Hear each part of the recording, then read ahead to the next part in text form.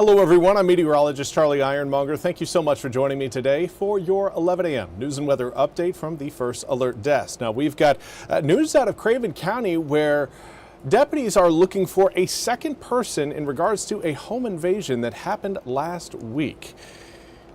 Now 67-year-old Pamela Edwards has multiple warrants out for her arrest in connection with the break-in on Highway 101.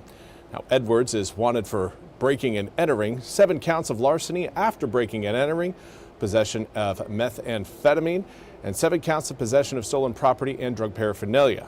On Sunday, after deputies were called to a reported break-in, 55-year-old Jonathan Noldler was found at a home with multiple stolen items in his car, according to deputies. Now officials say he also admitted to having meth. Now Noldler was arrested and charged with several theft, drug, and breaking and entering charges. Deputies ask anyone who may know where Edwards is to contact the Craven County Sheriff's Office at 252-636-6620. You can find that number there at the bottom of your screen, or you can reach out to Craven County Communications at 252-633-2357. Now, we also want to highlight a drug arrest that happened in Greenville. Pitt County deputies pulled over 24-year-old Jameer Willoughby in the area of 14th Street and Cotan Street in Greenville yesterday. Now, during the stop, deputies say they seized a gun and a large amount of cash. Now, Willoughby was charged with 5 counts of possession with intent to sell or deliver cocaine, 5 counts of maintaining a dwelling or place for controlled substances, and possession of drug paraphernalia. Now, Willoughby remains in the Pitt County Jail after being denied bond. And now we turn to Davos, where President Trump is meeting with European Union leaders about not only tariffs that have been put in place, but also over the control of Greenland. NBC's Peter Alexander has more. Good day to you from here in Switzerland. President Trump is now safely on the ground in Davos after that problem with Air Force One, a minor electrical issue. The White House says turning the plane around simply as a precaution. The president instead taking a smaller plane to this gathering of the world's elite, though his visit here is setting up as a critical moment with tensions escalating between the U.S. and its allies who have rejected President Trump's aggressive campaign, his repeated warnings that the United States wants control of Greenland. President Trump threatening new tariffs on Denmark as well as 7 other NATO allies if no deal is reached by February 1st, now just a week and a half away. Those leaders are threatening to retaliate, considering banning American goods from being sold to Europe. And Canada's prime minister with a really stinging rebuke, saying that the president's threats could shatter the NATO alliance. He described it as in effect, a rupture. President Trump has brushed off the criticism, though, expressing optimism that a deal will get done. He is likely to express all of it, his aides say, in a speech to this group this morning. Back to you. Well, thank you, Peter, for that report. We will now turn to your weather forecast. Of course, all eyes on the weekend as we continue to track what will end up being a massive winter storm that's going to impact a large portion of the United States. From Texas all the way to really the East Coast, we are going to be feeling impacts from this system. Now, here's a look at what we have outside right now. Nothing to really worry about. We've got air temperatures in the mid-40s, southeasterly breeze at 3 miles an hour that will likely take air temperatures into the low 50s later on today, but lots of sunshine as well.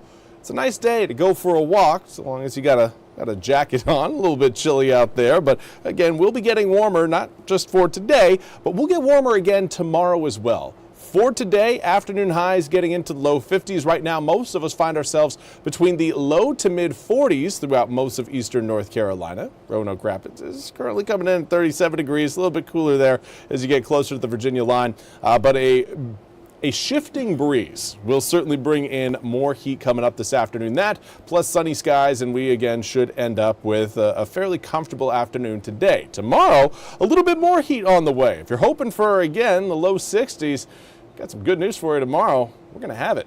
Low 60s tomorrow. But for this afternoon, again, the south-southeasterly winds will hold and stick with us overnight, even as cloud cover starts to build. That is good news for us in terms of maintaining air temperatures overnight into tomorrow. It will help us start out with a warmer start to the day for your Thursday. But here's what we've got coming up later on this evening. There you can see the cloud cover pushing its way over the east. We are adding again a chance of rain now onto Thursday, as it looks like a cold front is going to be able to maintain its moisture content even as it moves over the mountains. Now that leads to, again, some light showers as we head through your Thursday. But, of course, we need to talk about what's to come beyond just Thursday, but for Friday, Saturday, and Sunday. And in order to do that, we got to zoom the picture out a little bit further. Here's kind of a breakdown of what you need to know. It's not just that area of low pressure that's moving across Illinois, Indiana, and heading towards Ohio.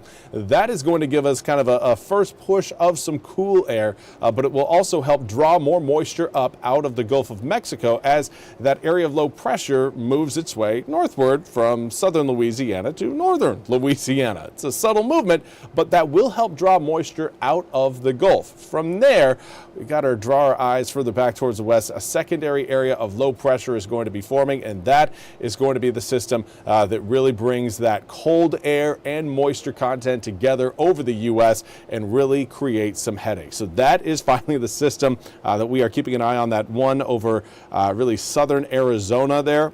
That's going to make a fairly quick pass across the southeastern United States, bringing with it, again, plentiful rain, freezing rain, sleet, and potentially even some snow.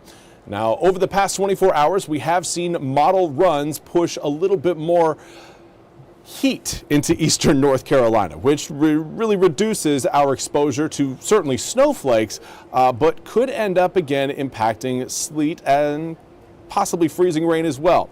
This is a positive for us. Of course, nobody wants to get stuck in an ice box. And right now, with the latest model trends, it looks like air temperatures are trying to warm up a little bit more as we head into the weekend, which would reduce our exposure to that icy nightmare. Something, again, nobody wants to deal with. It's just going to be nasty if we, again, get stuck with a freezing rain event.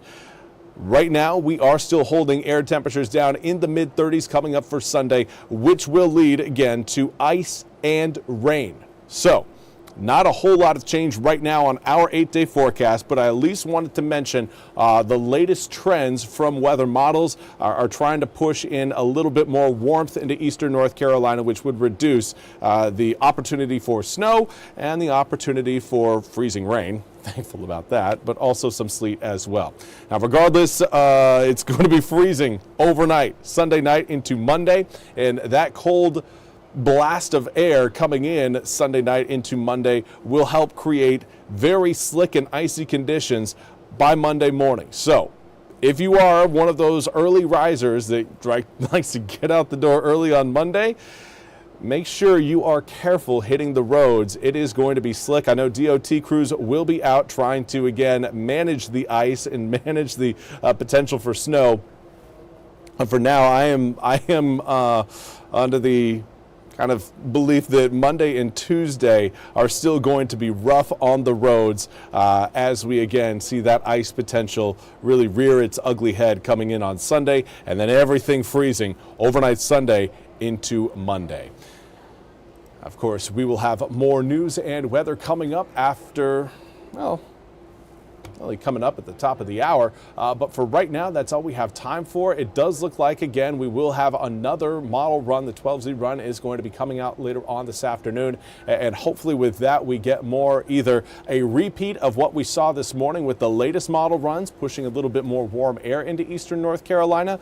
But we'll see again what it holds. It's kind of foolish to sit here and hope for stuff. I mean, we can hope all we want, but as far as what you should be doing, preparations for the worst is always a good idea. Hopefully nothing bad happens, but at this point, again, everything continues to look like, at the very least, an icy weekend with still a slim potential for some snow to fall on top of that ice. We'll be back again coming up at noon with more news and weather. Until then, have a fantastic rest of your Wednesday.